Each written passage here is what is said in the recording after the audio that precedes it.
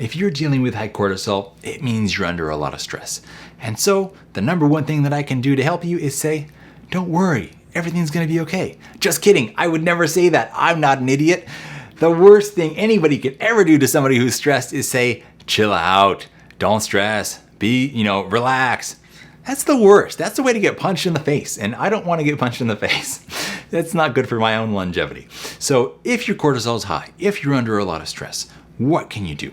Well, first things first, the general class of herbs that we call adaptogens that we love so much, that's what these are made for, to help your body adapt and be more resilient in the face of any number of external stressors, whether emotional, physical, chemical, environmental. It's gonna help. So we look at some of our favorites here for dealing with stress specifically. We're gonna look at things like reishi mushroom. That would be my number one. My number two, I would say, would be ashwagandha. Then also holy basil. And then you can go from there and kind of take other herbs such as rhodiola or Siberian ginseng. These are a little bit more energizing in nature. It depends where you are energy-wise, right? In the context of your high cortisol. If you're already a bit exhausted, it's going to be a little bit different than if your energy is feeling pretty good. But Siberian ginseng and rhodiola are great. Astragalus and cordyceps, other two fantastic ones. But if you were to take two that were going to have the most impact, I would say reishi and ashwagandha. And you can do those in all kinds of different drinks. You can make like a hot chocolate with them.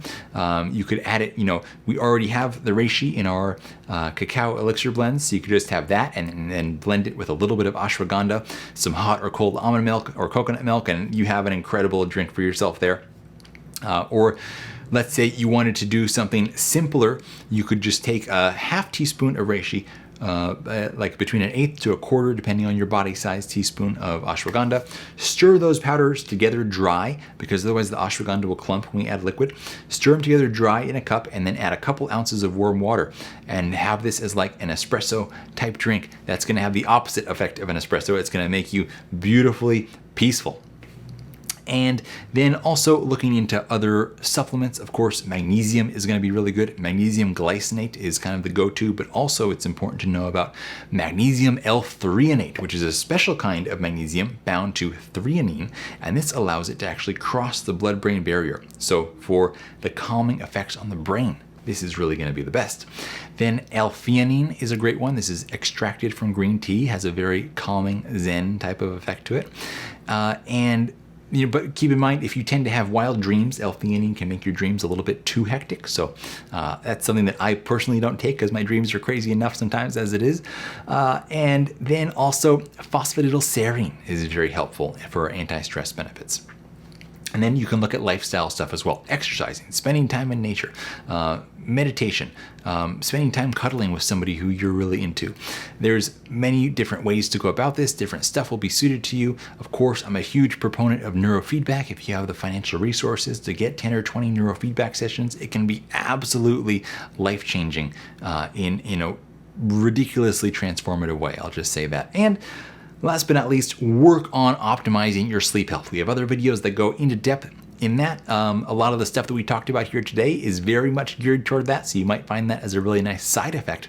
But work on your sleep health and your sleep hygiene, meaning not doing things in your life that are going to interfere with your sleep, like having bright lights on at night, or doing things that are really mentally stimulating at night, or say taking a cold shower right before you go to bed because it's going to make it harder to fall asleep for a little while, or having caffeine too late in the day. Watch out for these kinds of things.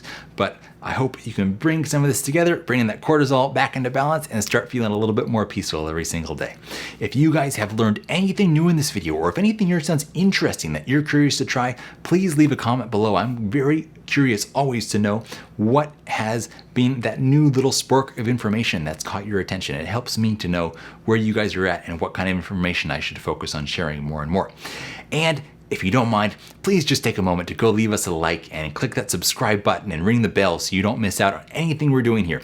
It's more supportive of us than you could ever possibly imagine, and really helps us to achieve what we want to do here in terms of growing our business, growing this channel, and creating this amazing community with you guys. Thanks again for watching. Have a beautiful day, and I look forward to seeing you again next time.